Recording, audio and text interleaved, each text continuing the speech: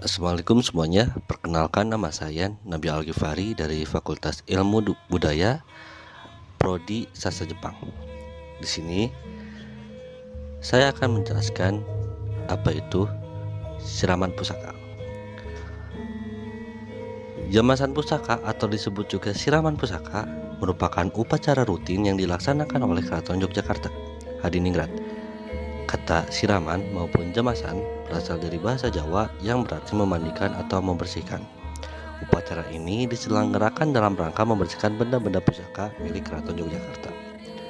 Keraton Yogyakarta memiliki berbagai macam benda pusaka, mulai dari tosan aji atau senjata, kereta, bendera, perlengkapan berkuda, gamelan, vegetasi, serat atau manuskrip, hingga benda-benda upacara maupun kelengkapan ruang tahta.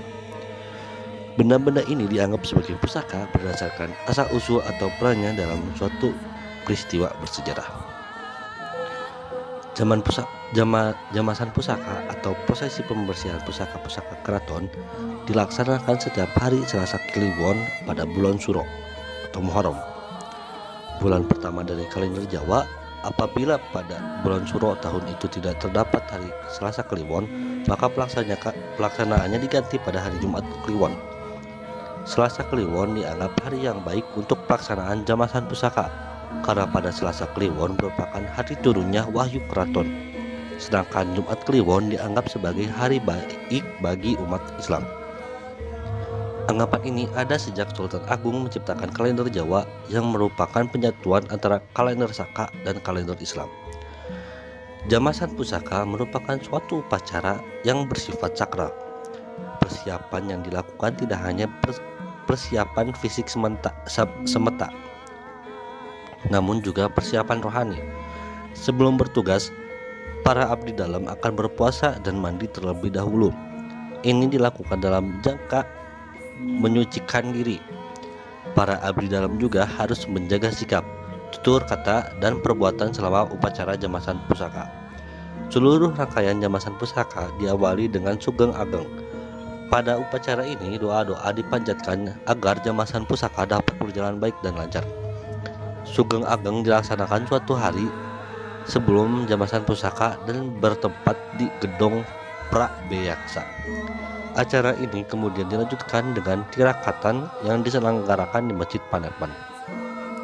Berhubungan dengan perbedaan wujud maupun tingkat kekeramatan, maka terdapat perbedaan pada ubah rampe maupun proses pembersihan masing-masing pusaka. Waktu pelaksanaannya pun berbeda, dibagi menjadi 2 hari.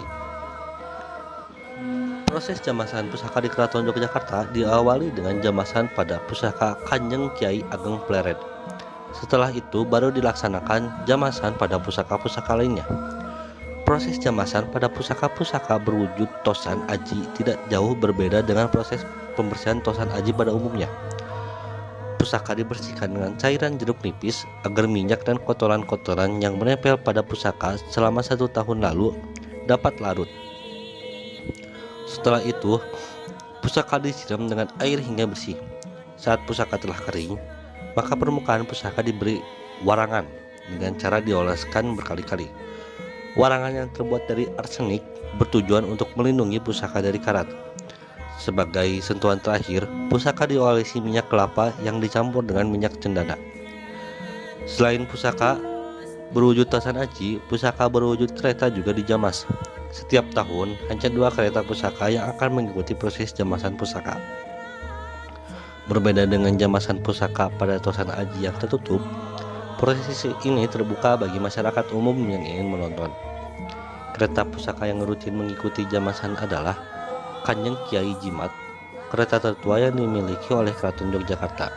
Sedangkan untuk kereta lainnya dijamas bergantian setiap tahun. Kereta dibersihkan dengan cara diguyur menggunakan air yang dicampur dengan irisan jeruk nipis dan air bunga. Kemudian dilap dengan potongan kain mori. Bagian-bagian yang terbuat dari kaca digosok dengan spiritus, sedangkan yang terbuat dari kulit digosok dengan minyak kelapa. Proses ini dilakukan oleh para abdi dalam bersama-sama hingga tidak memakan banyak waktu. Sekian dari saya. Assalamualaikum warahmatullahi wabarakatuh.